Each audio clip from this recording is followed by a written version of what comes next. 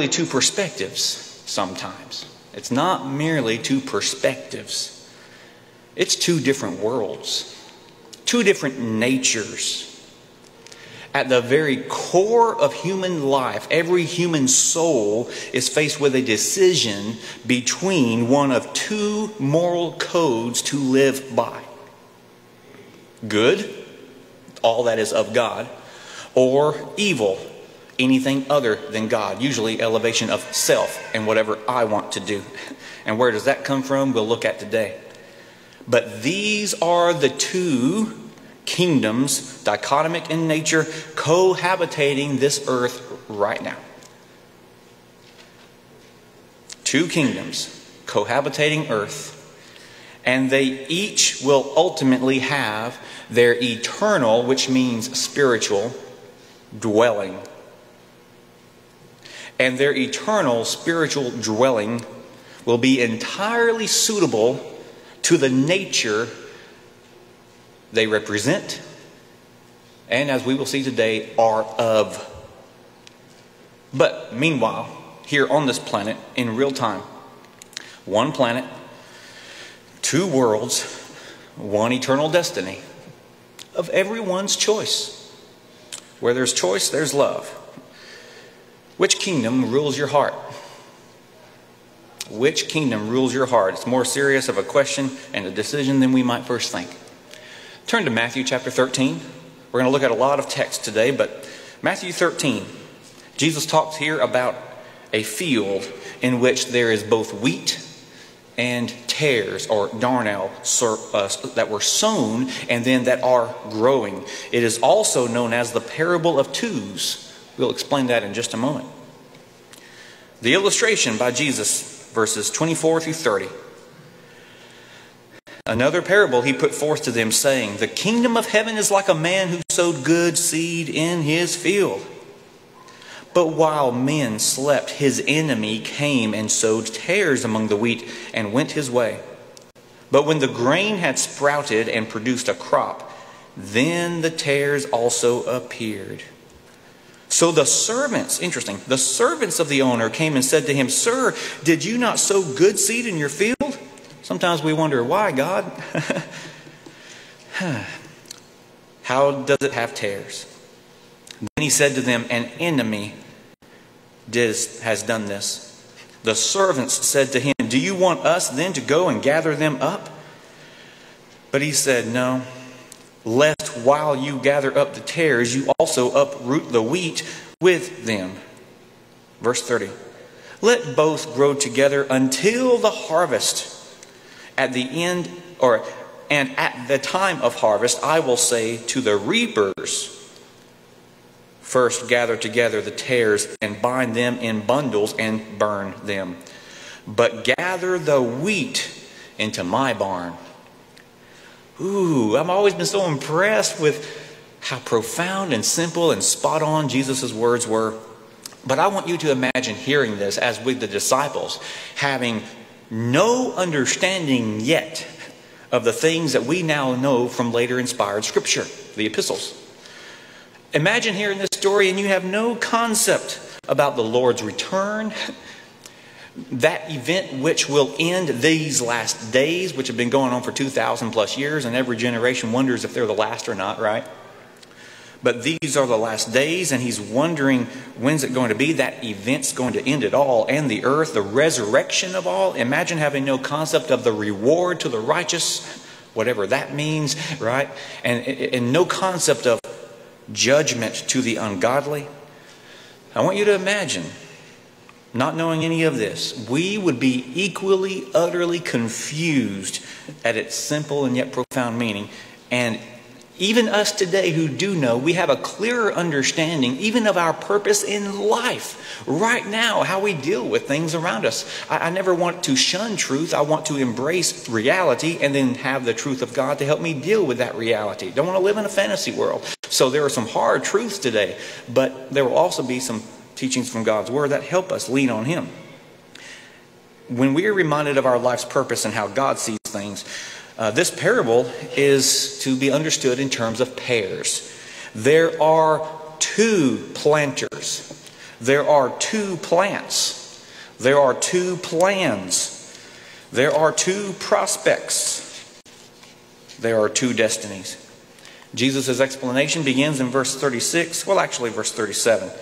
He answered and said to them, "He who sows the good seed is the Son of Man." Okay, Jesus has shared the divine gospel truth that is to save and direct our lives.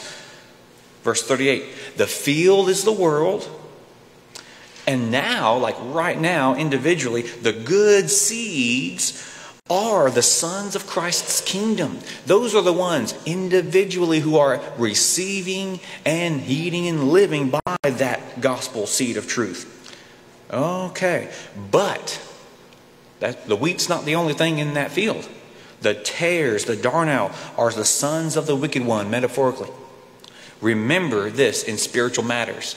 The term son of means nature of. The wheat was righteous and purposeful, intended the way things ought to be. The darnel here represented that a need to be sifted at proper time, because even though it looked similar, the very nature of it was no market value, not what at all. And so to have this darnel, these tares in this crop, was not as intended. It was actually then an offense to the landowner and a challenge as well to the wheat. But who did this? Verse 39. The enemy who sowed them is the devil. The harvest is the end of the age. Okay, we're putting pieces together. And the reapers, how interesting, are the angels. I don't think that will be a very difficult task for them, but they will be busy that day, or that moment. Therefore, verse 40, as the tares are gathered and burned in the fire, so it will be at the end of the age. The Son of Man, that's Jesus, will send out his angels, and they will gather out, sift out of his kingdom all things that offend, and those who practice lawlessness. I appreciate one wording petition in David's prayer, that justice be administered. We love to think of righteousness being on top and winning, and it will. I think that's one of the reasons God is so at peace in so many ways, because it will all come back before his throne. It will be tended to. But we want that here and now, don't we? I don't rejoice in the death of someone who needs to be saved and wasn't. But I do rejoice when justice is administered, when it's right. And yet we wonder, who's going to make that call? I don't want all of the collective wisdom of humanity to make the judgment call for me. I'm thankful God is my judge, and God's omniscience will ultimately deal justly with all unrighteousness. I'm at peace in that. And at that moment, it will be clear more than ever which kingdom a soul belongs to. A lot of people willingly let their sins go unforgiven by their rejecting of Christ. And all of that will be then judged before his holy throne. Look at verse 42. And will cast them into the furnace of fire, a place described you don't want to be. If heaven is a place of all things of God, I don't want to be in any place that is not. There will be wailing and gnashing of teeth. Then the righteous will shine forth as the sun in the kingdom of their Father. He who has ears to hear, let him hear. A lot of people don't want to hear this, and I had to keep reminding myself of who's likely going to be the majority listening to today, and that helped my wording be very different than version 1. Okay, the day of the Lord will either be one of judgment or reward based on which of the kingdoms you choose to be a citizen of in this life. So it's very important to make very clear which citizenship we are in. Both kingdoms of evil and darkness and light and holiness are fighting to win for the souls of humanity. Think about that. Both kingdoms are working hard to fight to win your soul over. All of the devil's forces are fighting continually, and Christians take a break sometimes. We ought not. Christians long for the day, that eternal day, where they will no longer be weary from fighting for what's right. As a child growing into teen years, I started seeing how the world is, and I'm thinking, I just don't understand why people choose not to do what is taught to be and understood to be right. Sometimes they just don't know. We understand that. But what happens when they're taught and then they reject it? That's a whole other case entirely. But Christians long to simply enjoy the full measure of the presence of a holy God. People ask the wrong questions. How could a God of love create a hate? It's because of God's love that there is a place called heaven that is to shield and protect eternally those who followed him in this life from the attacks and effects of both the enemy and all those who have embraced the kingdom of darkness in this life. I could end the lesson right there. That'd be enough to think about the rest of the week. But whether ignorantly or willingly, the majority are in the dark world. That's what we see in those scriptures. Anytime Jesus had a crowd following him, he told them some stipulations to follow him, and what happened to the crowd? It disappeared. It dissipated. Darkness has deceptive powers, but it is not stronger than the kingdom of light. The light of truth can rescue people from that darkness if they are willing. But the tragic nature of those who oppose righteousness are that they are even blind to their own nature. So those who embrace darkness, either ignorantly or willingly, as David mentioned, call evil things good and good things evil. It's not merely two perspectives. Oh, we'll tell them this and they'll see this better. It's two different worlds. Two different kingdoms that direct our thoughts. And that's the answer. And it makes life quite interesting sometimes. This darkness of hate and selfishness is actually terrified by the radiance of Christ's love and truth. It's scared to death from it. But making this life very interesting for Christians, it is not two perspectives, two natures at war for your soul. Christians truly share a battlefield over this whole planet with those who have embraced the darkness.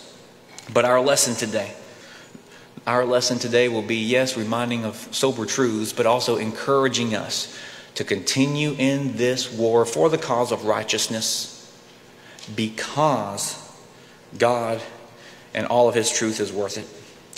So, I don't want to think about this for a minute, but we have to. Who's the ruler of this dark kingdom? Satan is.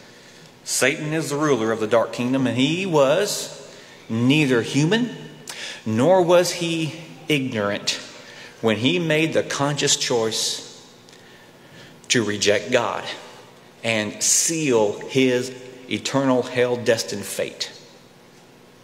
The nature of evil hates that we, all creatures, were created for God's righteous purpose and to glorify him by that choice.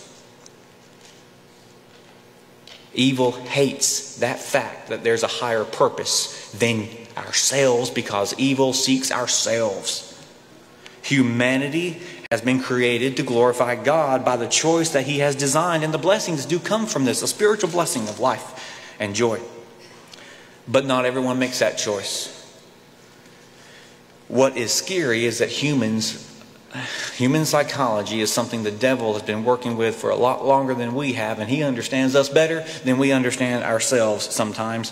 He has no good intent for you, and we have then better mature in discerning good and evil from this word so that we can make the right choices in all matters of life. The devil is filled with evil. He represents it, and filled with hate. He is very clever. He plays by no righteous rule to mislead souls into his kingdom and keep them there, or to bring them back. He will do whatever is within his power to even sway your soul to come back. So let's ask two questions. How effective is he at what he does? The simple answer is, there's not a one of us who have completely avoided his traps and his snares. His methods have eventually worked on every one of us who have grown to accountability. That's how effective he is. Romans 3:23, we've all succumbed to that technique, using the three core temptations. Sometimes people, I see Christians say, I would never do this, X, Y, or Z. but then they're guilty of sins of A, B, and C that are rooted in the same categories that he uses on all humanity. What are we talking about? Through heaven's eyes, 1 John chapter 2, verse 16, we have all sinfully partaken of, in ways contrary to God's moral code, the lust of the eyes, the lust of the flesh, and the pride of life. And sometimes all in one. One person reworded it this way: we've all partaken of the world's possessions, pleasures, and positions. Pleasures, possessions, and positions in ways contrary to God's will. We have all accountably bitten down on that ensnaring bait of sin and been led away, separated from God for it, because it's serious in the eyes of a holy God. Romans 6:23, that's the consequence. You invest in sin, it pays you back in death. This parable today, our focused parable, implies that all that offends will be sifted out. Sin is the offense against a holy God. We've all partaken of sin. This is a legal problem in God's judicial system for us. But God is a God of love, thankfully. The great news is that he has tended to all of this sin already, made it possible for us to have life for those who love the light of Christ, his Son, and his truth and love.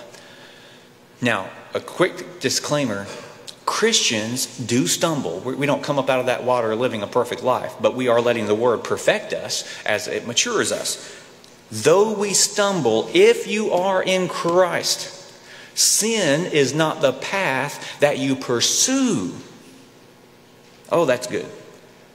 Thank God for continual forgiveness, because we do stumble. As we walk in the light, though, he continually forgives us.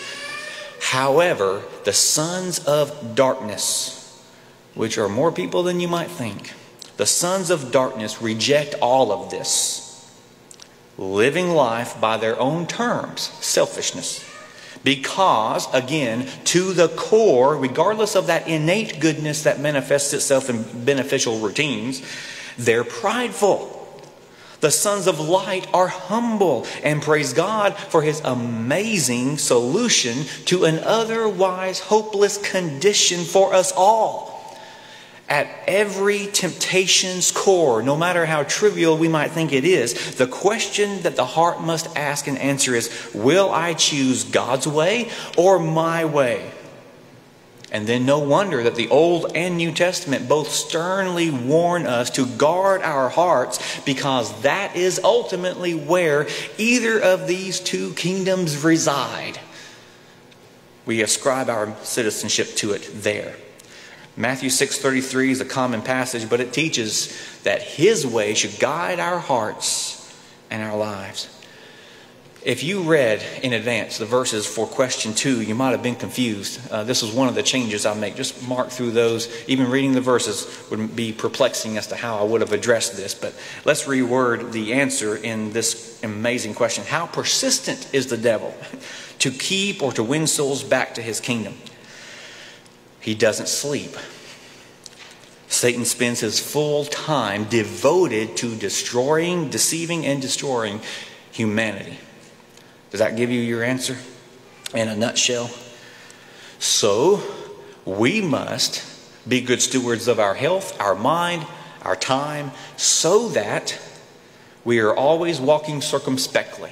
With every step, we're looking the full 360, up, down as well, all around, to make sure we are in step with the Spirit of truth.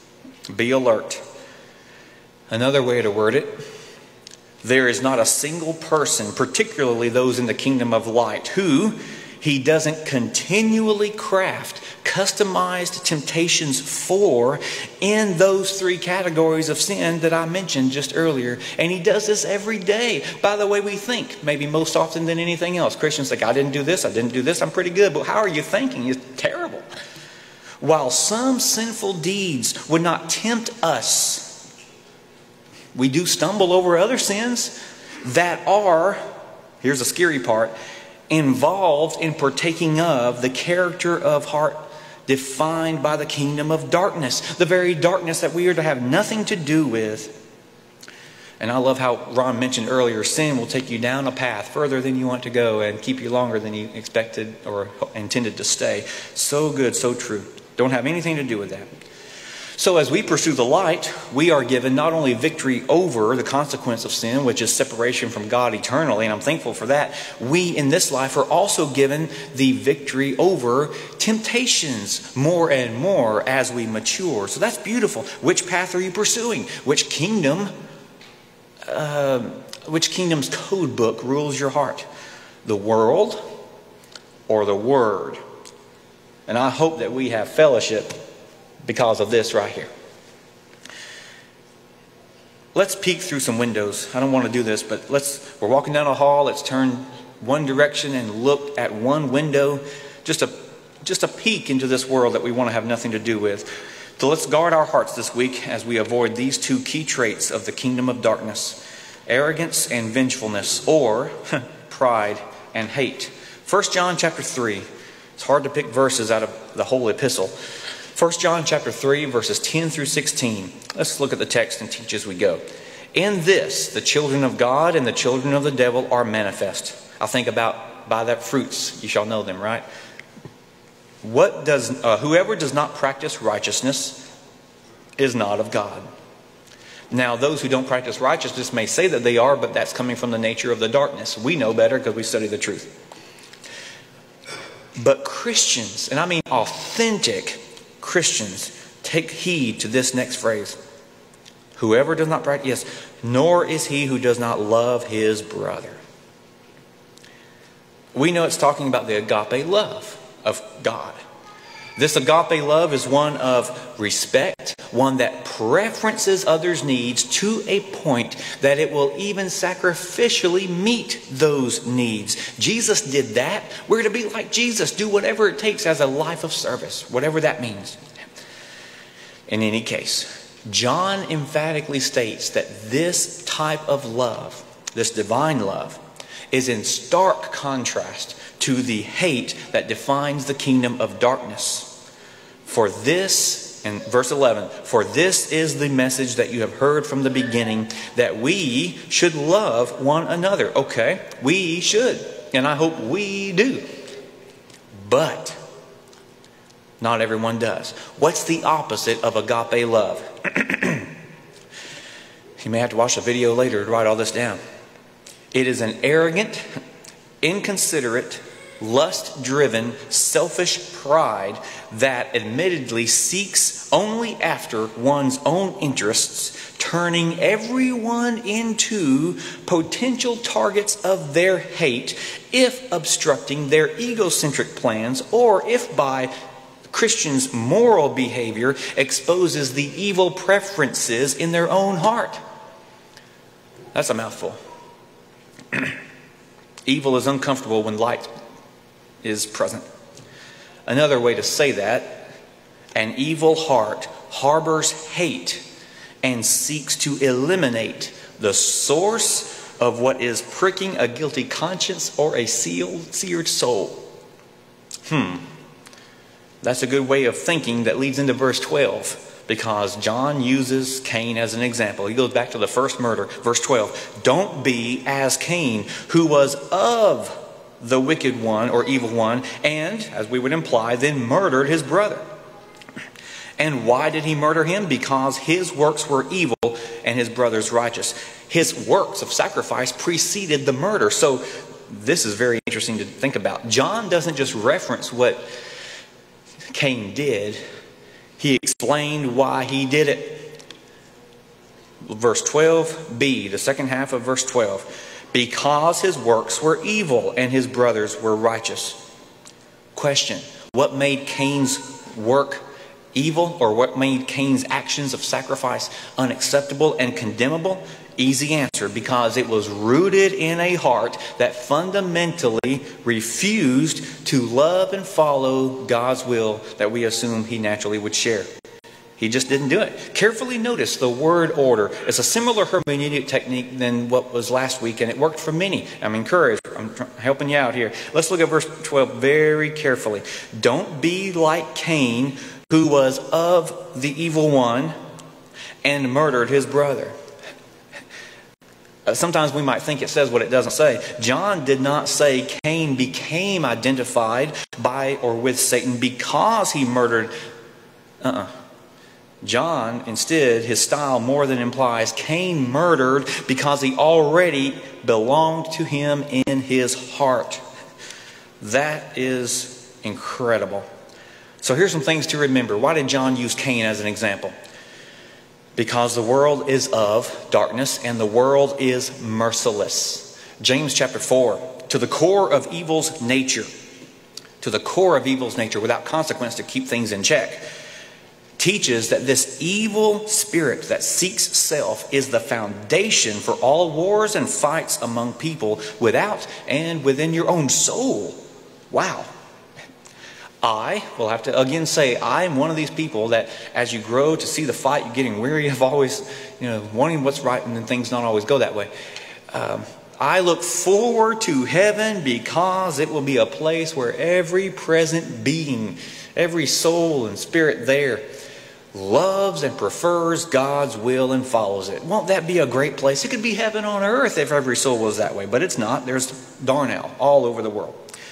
God is going to reward the faithful with that presence of Him fully, protected from all attacks of the evil one. But He will also mournfully allow those who refuse His glory on earth to live an eternity apart from it. That's their choice. But this world will always be filled with works of the flesh until the Lord returns. Why? Because Jesus says in John, the Gospel, chapter 3, verse 19, the light-rejecting world, this light-rejecting world is further condemned because His truth has come into this world and men have loved darkness rather than light. I'll again say it blows my mind as to why, it baffles me. But that's because of the perspective I'm looking at everything. Truth has come into this world and men refuse it. People are still a lot like Cain. Why? Because their deeds are evil to the core. The irony of this is that now with faith, yes, they try to discredit the Bible because of what it says, but they can't deny what it says. The irony of choosing to be in a kingdom that's destined for destruction, or that does no good actually while you're here. That makes the life of the wheat very challenging, difficult among so much darnell. Here are some reality checks, just in case some of you online are just waking up, I don't know, or get back from your coffee. I know how that is. I know. The world of darkness wants to put out the light. And I'm glad that more Christians can finally see that. Those of the devil oppose the followers of Christ. Think about that. Because of his teachings, actually. Christianity as a whole reminds the masses that they are choosing to not walk humbly before God and live righteously by His will. That's what Christianity does. You can accept everything else, but Christianity is quite distinctive in its methods, isn't it? It's pretty absolute.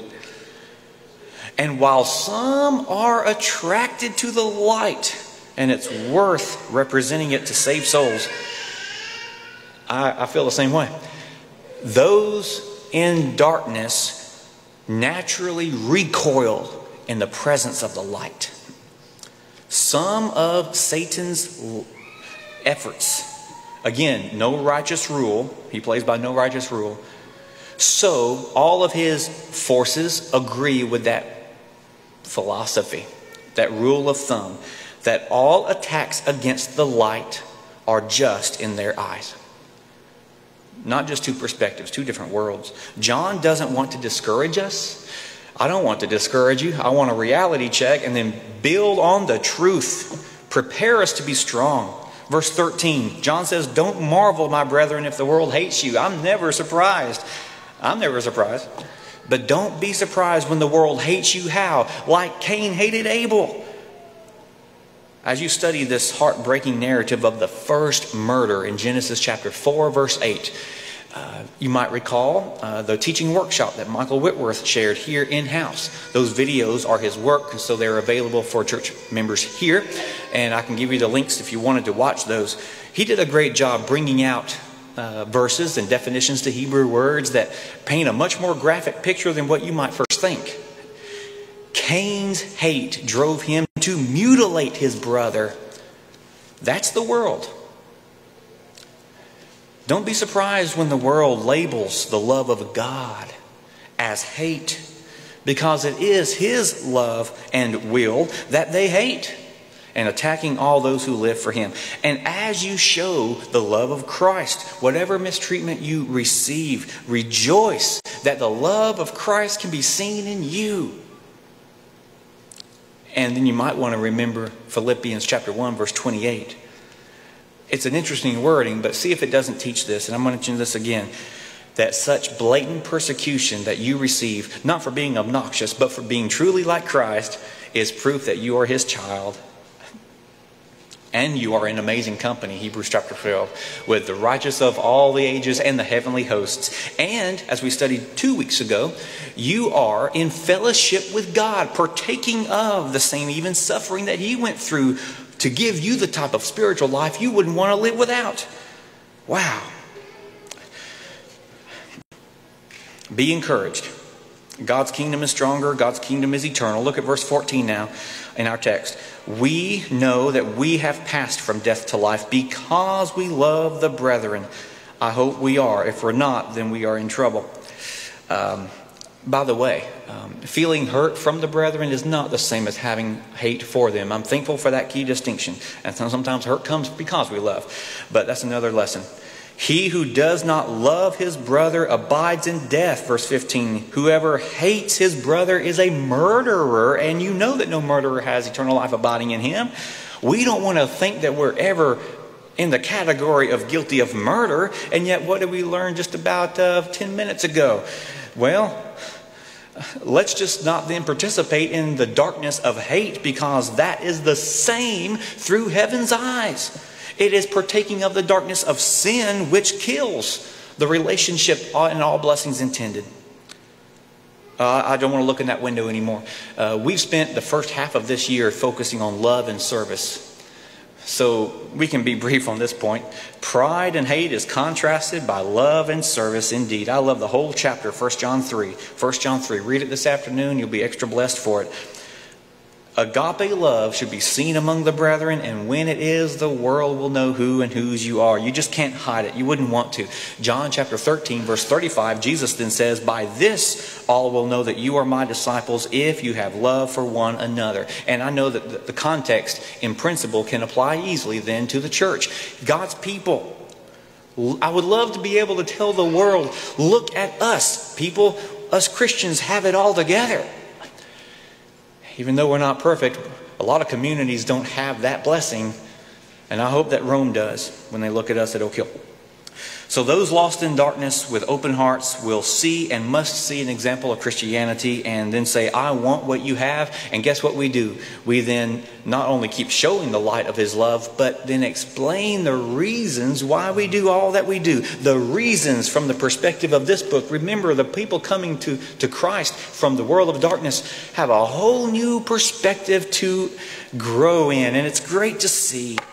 Think of how this love carries over to those still outside of the kingdom in these two questions. Consider the contrast. How do people in darkness blatantly prefer to treat all representations of light? Well, we know that. But think about this. How does Christ teach His citizens to treat those who even want to kill them? The nature of goodness is light. Matthew chapter 5. Verses 43 and following, you've heard it said to love your neighbor and hate your enemy. He corrects this phrase in a hurry. No, I say to you, love your enemies. Do good to those that curse you, bless them. Do good to those that hate you. Pray for those who spitefully use you and persecute you. Well, that's sure different than the world acts, isn't it? Verse 45, that you may be sons of your Father in heaven. There's that phrase, son of. Again, what does that mean? Nature of. Physical kids take on the traits of the parents. And that's a beautiful spiritual metaphor. We are to take on the character traits of God Himself. If Christians mature to be in Christ's character, then here's a question. How does God manifest His agape love right now over the whole earth while citizens of both kingdoms dwell on it? That's a good question. And guess what? The next verse answers that. For He makes the sun rise on the evil and the good, and sends rain on the just and the unjust. For if you love those who love you, what reward do you have? Everyone else does the same. Look at verse 48. Therefore you shall be perfect, just as your heavenly Father in heaven is perfect. Wow. Arrogance or vengeance, service and love. Which kingdom are you in? How have you heard this lesson today? With a cheer and a silent amen. We're going to work on those verbal amens later, but silent amens to say, I'm so glad I'm not alone.